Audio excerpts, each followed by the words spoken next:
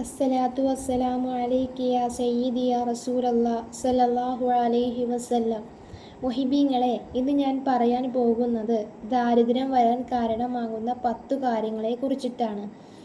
ഈ 10 കാര്യങ്ങൾ ഏതെങ്കിലും നമ്മുടെ ജീവിതത്തിലുണ്ടെങ്കിൽ നമ്മളത് മാറ്റാൻ ശ്രമിക്കുക ഇൻഷാ അല്ലാ. നമ്മളൊക്കെ പലപ്പോഴായിട്ട് അല്ലെങ്കിൽ എപ്പോഴെങ്കിലും നമ്മൾ പറയാറുണ്ടായിരിക്കാം, നല്ലൊരു ജോലിയൊക്കെ ഉണ്ട്, നല്ല രീതിയിൽ കാശൊക്കെ കിട്ടുന്നുണ്ട്, പക്ഷെ എന്താണെന്ന് അറിഞ്ഞുകൂടാ, ഒരു ബറക്കത്തില്ല. അല്ലെങ്കിൽ വലിയ വീടേക്ക്, പക്ഷെ എന്താണെന്ന് അറിഞ്ഞില്ല, വീട്ടിലേക്ക് കയറി ഒരു ബറക്കത്തില്ല എന്നൊക്കെ നമ്മൾ പലപ്പോഴായിട്ട് പറയാറുണ്ടല്ലേ. അപ്പോൾ അതിനുള്ള കാരണമാണ്, അത് ദാരിദ്ര്യം വരുന്ന കാര്യങ്ങളാണ്. അപ്പോൾ അതിലേതെങ്കിലും നമ്മുടെ ജീവിതത്തിൽ ഉണ്ടെങ്കിൽ നമുക്ക് ദാരിദ്ര്യം വരും. അതുകൊണ്ടാണ് അങ്ങനെയൊക്കെ നമ്മൾ പറയണത്. അപ്പോൾ ഈ 10 കാര്യങ്ങൾ ഏതെങ്കിലും നമ്മുടെ ജീവിതത്തിൽ ഉണ്ടെങ്കിൽ അത് മാറ്റാൻ ശ്രമിക്കുക. അറിയില്ലായ്മ കൊണ്ടായിരിക്കും ഒരു പക്ഷെ നമ്മളതൊക്കെ ചെയ്യണത്. അപ്പോൾ അതുകൊണ്ടാണ് ഏതെങ്കിലും ഉണ്ടെങ്കിൽ മാറ്റാൻ ശ്രമിക്കുക ഇൻഷാ അല്ലാ.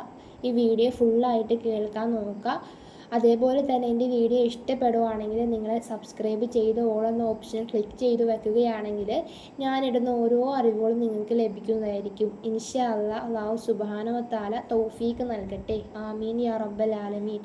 മുഹിബീങ്ങളെ, ഈ 10 കാര്യങ്ങളിൽ ഒന്നാമത്തേതെന്ന് പറയുന്നത് വസ്ത്രം ധരിച്ചിട്ട് അതിൽ നിന്നൊരു ബട്ടൻസോ അല്ലെങ്കിൽ കീറോ ചെയ്താൽ എളുപ്പത്തിന് വേണ്ടി നാം ചെയ്യണതാണ്. ഊരാണ്ട് തന്നെ തുന്നാനും തയ്ക്കാനൊക്കെ പോകൽ നമ്മൾ എളുപ്പത്തിന് ചെയ്യും, പക്ഷെ ഒരിക്കലും അങ്ങനെ ചെയ്യരുത്. ബട്ടൺ പോവോ അല്ലെങ്കിൽ കീറോ ചെയ്താൽ ആ ഡ്രസ്സ് നമ്മൾ ശരീരത്തിൽ നിന്ന് ഊരിയതിന് ശേഷം മാത്രം എന്താണ് തയ്ക്കോ തുന്നോ ചെയ്യുക.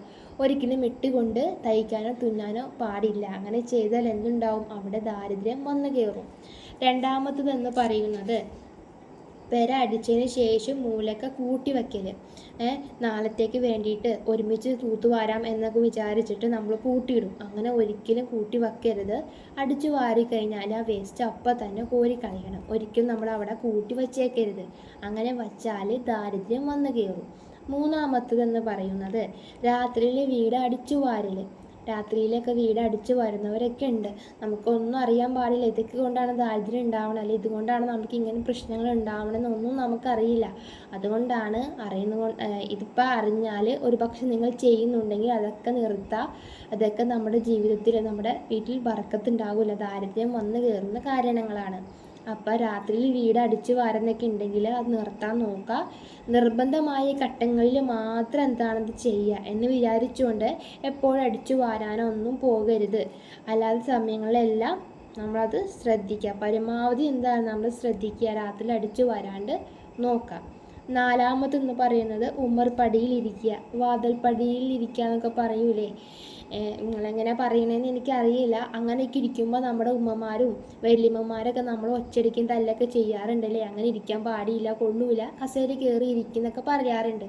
അപ്പോൾ അതിൻ്റെ അർത്ഥം എന്താണ് നമുക്ക് അന്നേരം അറിയില്ല. അപ്പോൾ നമ്മൾ എന്താണെന്ന് ചോദിക്കുമ്പോൾ അവരറിയും കൊള്ളൂല, അങ്ങനെ ഇരിക്കാനെന്നൊക്കെ പറയും.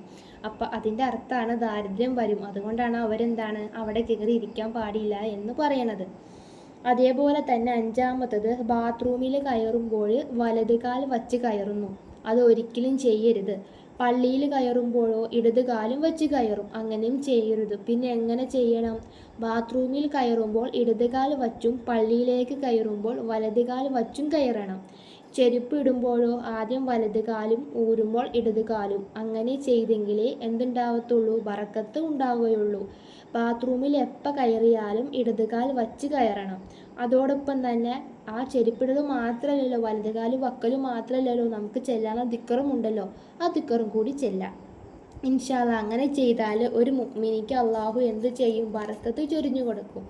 ആറാമത്തത് പല്ല് കൊണ്ട് നഖം മുറിക്കൽ, നഖം കടിക്കൽ എന്നൊക്കെ പറയൂലേ. അതിനൊക്കെ നമ്മൾ ചെയ്യാറുണ്ടല്ലോ, പണ്ടൊക്കെ നമ്മൾ ചെയ്തിട്ടുണ്ടാവായിരിക്കാം, ഇപ്പോഴും ചെയ്യുന്നവരുണ്ടായിരിക്കാം. ഒരിക്കലും അങ്ങനെ ചെയ്യരുത്. അങ്ങനെ ചെയ്ത് നഖം കടിച്ചു കഴിഞ്ഞാൽ ബറക്കത്ത് അള്ളാഹു എടുത്തു കളയും എന്നതാണ്. ഏഴാമത്തത് ഔറത്ത് മറയ്ക്കാതെ കിടന്നുറങ്ങൽ. ഞാൻ മാത്രമേ ഉള്ളൂ എന്നൊക്കെ വിചാരിച്ചിട്ട് നമ്മൾ എന്താണ് ഔറത്ത് മറയ്ക്കാതെ കിടന്നൊക്കെ ഉറങ്ങൂലേ. അങ്ങനെയൊന്നും ഒരിക്കലും ചെയ്യാൻ നമ്മുടെ ജീവിതം നമ്മൾ എന്നും മരിക്കും നാളെ മരിക്കും ഒന്നും നമുക്ക് പറയാൻ പറ്റില്ല. അത് ഒന്നാമത്തെ കാര്യം. പിന്നെ ദാരിദ്ര്യം വന്നു കയറും. മൂന്നാമത്തെ കാര്യം എന്ന് പറയുന്നത് നമ്മൾ 2 സൈഡിലും അള്ളാഹു മലക്കുകളെ നിയോഗിച്ചിട്ടുണ്ട്. അവർ നമ്മൾ ചെയ്യുന്ന ഓരോ പ്രവൃത്തികളും ചെയ്യുന്നുണ്ട്. അതുകൊണ്ട് ഒരിക്കലും നമ്മൾ ഔറത്ത് വെളിവാക്കിക്കൊണ്ട് കിടക്കരുത്. ഔറത്ത് മറിച്ച് വേണം കിടക്കാനായിട്ട്. അതേപോലെ തന്നെ എട്ടാമത്തതെന്ന് പറയുന്നത് ജനാപത്ത് ഉണ്ടായിട്ടും കുളിക്കാതെ ഭക്ഷണം കഴിക്കാം. ജനാപത്ത് ഉണ്ടായിട്ടും അവൾ കുളിക്കാനുള്ള മുൻപന്തി അതിനൊരു പ്രാധാന്യം കാണിക്കാണ്ട് ഫസ്റ്റ് തന്നെ ഭക്ഷണം പോയി കഴിച്ചിട്ട് കുളിക്കാമെന്ന് വിചാരിച്ചാൽ ഒരിക്കലും അത് ചെയ്യരുത്. ആദ്യം പോയി കുളിച്ചതിന് ശേഷം എന്ത് ചെയ്യുക? ഭക്ഷണം കഴിക്കുക. അതോടൊപ്പം തന്നെ എന്താണ്, ഭക്ഷണമൊക്കെ നിലത്തേക്ക് ചാടിപ്പോയി കഴിഞ്ഞാൽ അത് കഴുകിയതിന് ശേഷം നമ്മൾ തിന്നോ എന്താണെന്ന് ചെയ്യുക. ഒരിക്കലും നമ്മളത് എടുത്ത വഴി നിലത്ത് ചാടി എടുത്ത വഴി നമ്മൾ തിന്നരുത്. കഴുകിയതിന് ശേഷം തിന്നാൻ നോക്കുക. ഇങ്ങനെയൊക്കെ ചെയ്താൽ അള്ളാഹു നമ്മുടെ ജീവിതത്തിൽ എന്തുണ്ടാവും? ബറക്കത്ത് ചൊരിയും. ഇല്ലെങ്കിൽ ഇതൊന്നും പറയുന്ന കാര്യങ്ങളൊക്കെ നമ്മൾ ഇതാക്കി ചെയ്ത് കഴിഞ്ഞാൽ അള്ളാഹു ബറക്കത്ത് എടുത്ത് കളയും. അതേപോലെ തന്നെ ഒമ്പതാമത്തതെന്ന് പറയുന്നത് ഉസ്താദന്മാരുടെ മുന്നിലൊക്കെ നടക്കാമെന്ന് പറഞ്ഞാൽ അത് അധപകേടാണ്. ഒരിക്കലും നമ്മൾ ചെയ്ത് അവരൊക്കെ ആലിമീങ്ങളാണ്, അള്ളാഹുവിൻ്റെ ദീൻ പഠിക്കുന്ന മക്കളാണ്, ഉസ്താദുമാരാണ്. അപ്പോൾ അവരുടെ മുന്നിൽ കൂടെ നമ്മൾ ഒരിക്കലും നടക്കാൻ പാടില്ല. അങ്ങനെ നടന്നാൽ ദാരിദ്ര്യം വന്നു കയറും. അതോടൊപ്പം തന്നെ മാതാപിതാക്കളെ പേര് വിളിക്കൽ, തമാശക്ക് പോലും നമ്മൾ ഉമ്മാനെ ഉപ്പാനെയൊക്കെ പേര് വിളിക്കാറുണ്ട്. ഒരിക്കലും അങ്ങനെ ചെയ്യരുത്. അങ്ങനെ ചെയ്താലും എന്തുണ്ടാവും? ദാരിദ്ര്യം വന്നു കയറും. പത്താമത്തതെന്ന് പറയുന്നത് ഉമ്മാക്കും ഉപ്പാക്കും ദുആ ചെയ്യൽ. അവർക്ക് വേണ്ടിയിട്ട് ജീവിച്ചിരുന്നാലും മരിച്ചു പോയാലൊക്കെ നമ്മൾ അവർക്ക് വേണ്ടി ദുആ ചെയ്യണം. അവർക്ക് ദുആ ചെയ്തില്ലെങ്കിൽ ആ വീട്ടിൽ അല്ലെങ്കിൽ അവരുടെ ജോലിയിലോ എന്തില്ല അള്ളാഹു എന്തെങ്കിലും ബർക്കത്ത് എടുത്ത് കളയും, ബർക്കത്ത് ഉണ്ടാവില്ല. അതേപോലെ തന്നെ നമ്മൾ സ്ത്രീകൾ ഒക്കത്ത് കൈ വെക്കാനൊക്കെ ഒക്കത്തും കണ്ട് കൈ വെക്കാൻ നിങ്ങൾ എങ്ങനെ പറയാമെന്ന് എനിക്കറിയില്ല. അങ്ങനെ വെക്കുന്നവരൊക്കെ ഉണ്ട്. അങ്ങനെ വെക്കുമ്പോഴും നമ്മുടെ ഉമ്മായും ഉപ്പായൊക്കെ ചീത്ത പറയണം, അങ്ങനെ വെക്കരുത് എന്നൊക്കെ പറയാറുണ്ട്. അങ്ങനെ വെച്ചാലും ദാരിദ്ര്യം ഉണ്ടാവും. അങ്ങനെ വെച്ച് ദാരിദ്ര്യം മാത്രമല്ല കേട്ടോ, എന്നാൽ നരകത്തിൽ അങ്ങനെ എന്തോ സംഭവമൊക്കെ ഉണ്ട്. അപ്പോൾ അതുകൊണ്ട് തന്നെ ഒരിക്കലും അങ്ങനെ വെക്കരുത്, ഒക്കത്ത് കൈ വെക്കരുത്. ഇൻഷാ അള്ളാ. അപ്പോൾ ഈ ഒരു 10 കാര്യങ്ങളാണ് ഇൻഷാ അള്ളാ ഇന്ന് ഞാൻ ഈ വീഡിയോയിലൂടെ പറഞ്ഞേക്കണത്. അതിലേതെങ്കിലും നമ്മുടെ ജീവിതത്തിൽ 10 കാര്യം ഏതെങ്കിലും നമ്മുടെ ജീവിതത്തിലുണ്ടെങ്കിൽ അത് മാറ്റാൻ നോക്കുക. ഇൻഷാ അള്ളാ. അള്ളാഹു സുബ്ഹാനഹു വ തആല നമ്മുടെ ജീവിതത്തിൽ സന്തോഷം ബർക്കത്തും ചൊരിയട്ടെ. ആമീൻ യാ റബ്ബൽ ആലമീൻ. ഇൻഷാ അള്ളാ. ദുആ വസിയത്തോടെ.